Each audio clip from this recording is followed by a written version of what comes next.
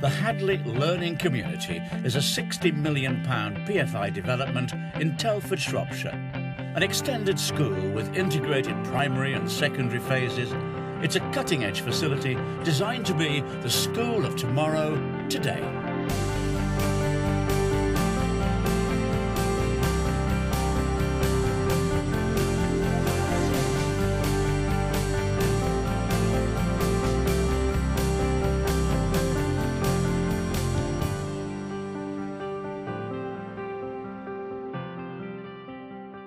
The vision for the HLC is to provide learning opportunities for an entire community.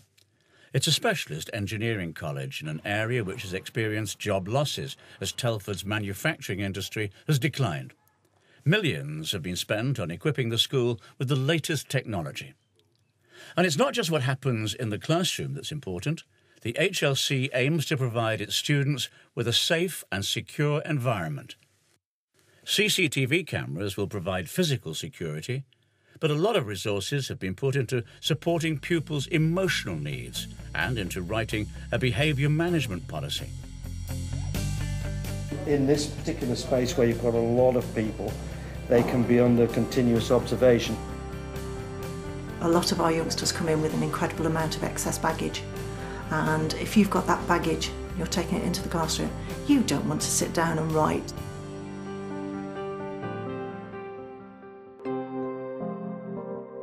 Schools are bound to reflect the social conditions that surround them. Increasingly, they have security features that can make them resemble a prison. CCTV cameras scan the perimeter. Deadly-looking metalwork prevents people climbing over fences. The dilemma facing school leaders is that they have to make schools safe without creating an oppressive atmosphere for staff and pupils. The principal of the HLC wants a security system that doesn't compromise the school's ethos. I actually want the general public to come in. I want the pensioners to be coming in and using the library, and we might have a group of students in there, because I think that's all part of breaking down the barriers that are building up in our society. So I have a sort of pragmatic view, really, and that we have cameras everywhere. You know, there's a huge amount of cameras, particularly in the community areas where the general public will be. So we are monitoring people. If anything untoward happens, we can pick it up instantly. But I think you have to operate the place in the right ethos and the right spirit of partnership with the community, and that's what it was always designed to be. As an extended school, the HLC opens at 7 o'clock in the morning and doesn't close until 10 o'clock at night. Community facilities and an adult learning centre mean visitors coming and going throughout the day, so it's a challenging site. Security starts at the front door.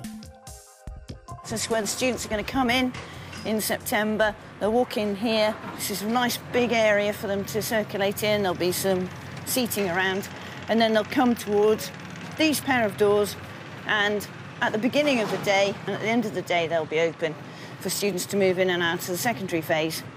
But at other times in the day, they'll be locked, and staff will be able to go through using their electronic key fob. And then the students will come in here, and then they're into the main part of the secondary phase. To exit from the building, you need another swipe card. But because it's an exit, we have to have an emergency release button in the event of the failure of the swipe. And the door will be automatically released, and then you can escape. Eventually there'll be 1,200 students moving through this area. So A, it's important that they're secure once they get in the building, but B, we control the movement of students in and out of the building. So yeah, it's a major thoroughfare. But they can go straight through, sit in the forum before school starts, go into the restaurants, and the whole idea is to move them through this area quite quickly. I don't want them hanging around in here. The exterior of the building is totally covered by CCTV cameras. The precise number is confidential, but some have the ability to recognise faces and registration numbers. The HLC's leadership team and Interserve's FM manager have a big input into the system's design. So somebody in FM suite looking at the security and getting a phone call from member staff saying, we think there's somebody who shouldn't be out there, they'll be able to zoom in on that. Yeah. In that area, and probably be able to ID them fairly easily. I would think so, very easily. The definition of the modern camera is tremendous. Yeah. For some obscure reason, a lot of vandalism tends to be concentrated by the entrance to school. And if that's the case, then it would have made more sense to have an overlapping here so we could actually get a face definition. I think you're in an area where you can probably pick somebody up, you see. You're very close to that. I mean, you're talking about quite a zoom there. Whatever direction that person is looking, both of them will pick the back and the front up. You know, so you get it from both sides in that sort of area. And it's not just about keeping people out, it's about who can be allowed in. We need a management plan for visitors, staff, children, so that we all understand before we open who can use what access points to the building. I'm just concerned about staff turning up to a gate that they can't get through. But all our staff, though, will have passes, which means they can park anywhere and come through community, and they've only got to walk round to primary because they'll be able to get through all the secure internal doors. The facilities manager and the school leadership team can view the output of CCTV cameras both outside and inside the school. Many of them can be controlled remotely. They're very discreet, aren't they? Very discreet. In this particular space where you've got a lot of people, they can be under continuous observation without thinking they are security cameras. You know, they're within a sort of prison environment. It's just subtle, really, more than anything else. And there's one there as well? Yeah, good coverage. Good coverage, yeah. And they'll never realise that those are cameras. They'll just think they're some sort of lighting fitting or something. And if we look down the corridor at the far end, Can you see another one. Yeah. Then you've just got continuous visibility down each finger. Yeah, I mean, I know in some schools they've put cameras into the classrooms, but I was never into that philosophy, because I think if you can just see them, it's corridors and circulation areas that are always your problems. You know, what's actually happening in a classroom is very rarely an issue.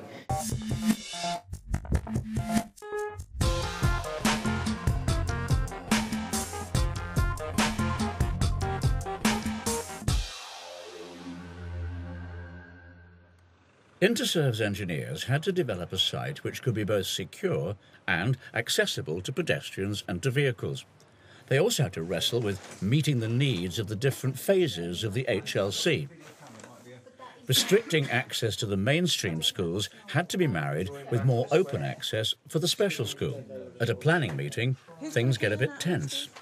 I can't stress we have a tremendous amount of visitors. This will have huge use. You'll have parents coming in and out during the day at any point. You'll have professionals coming in at any point, and they will come to that main entrance. Anyone can. There's a barrier. Is it open then? No, there's a barrier. Because we've got mainstream kids on the playing fields. We can't have anybody going down that drive. It's not that simple. But you can't have a school that you can't have visitors get to. No, but you can't have visitors. But why does a professional like a doctor who's perfectly healthy have to go right outside the door? Why can't they go through the main reception and walk around like everybody else? Because then we've said all along that will not be our entrance to the school. So we have to have some way of letting those people in. Oh yeah, we can let them in, but you need to be clear who's coming in and out of that driveway, because they could just, abduct a secondary school pupil before we know what's going on. Because your issues are different, because your kids are secure there, mine won't be.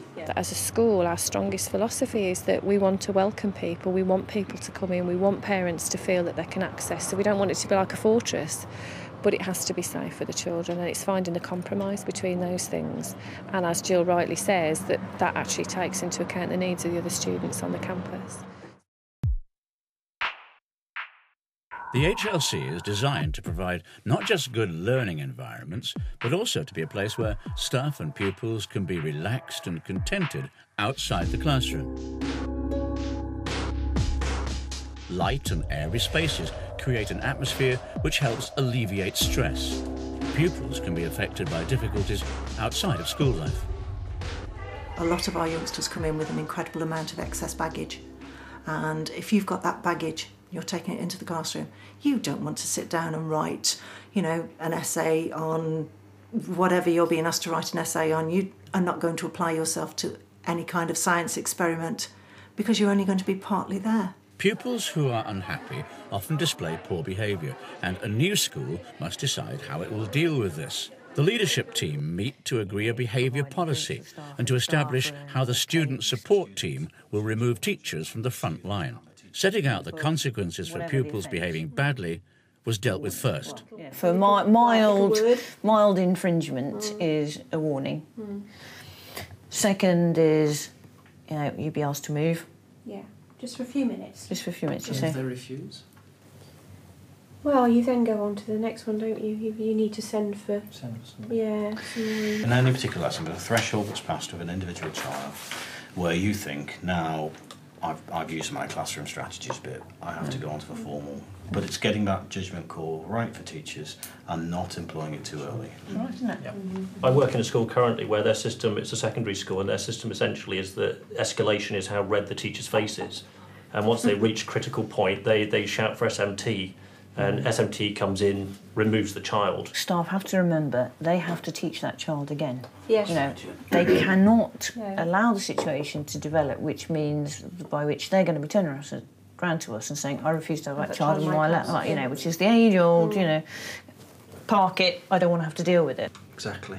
I just want to be clear on some of the systems. So we've got student support managers who are saying they would phone the pastoral support office, and if there was a problem in a lesson, and somebody would come and remove that child.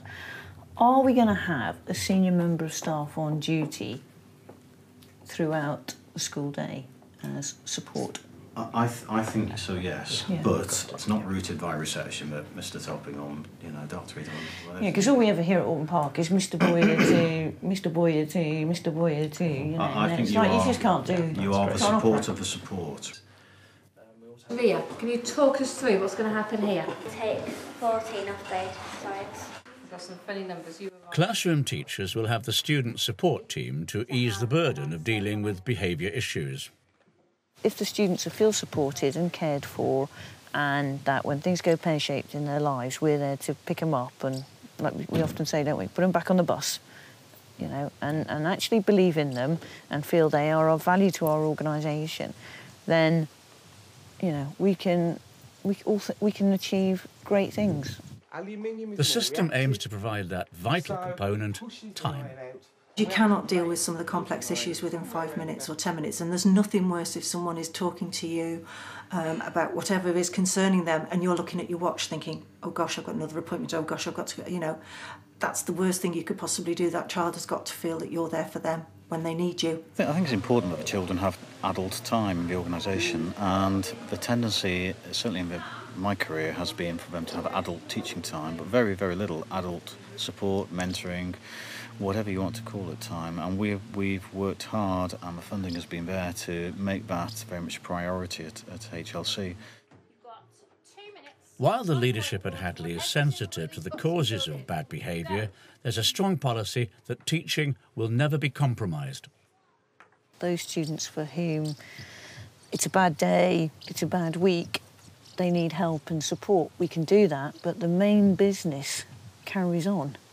And that I think our staff, our teaching staff, will find a great freedom that they've never had in the job. We'll have the resources, we will have the time to spend, and it doesn't matter how long that is. We will have that specific time to be able to devote to the youngsters and their parents. So, safety and security are high priorities at the HLC, but it'll be the students who'll be the judges of whether or not the school leadership have got it right. We will have to ask the children this as time goes by about how safe and secure they feel, but it's our aspiration that they do feel so.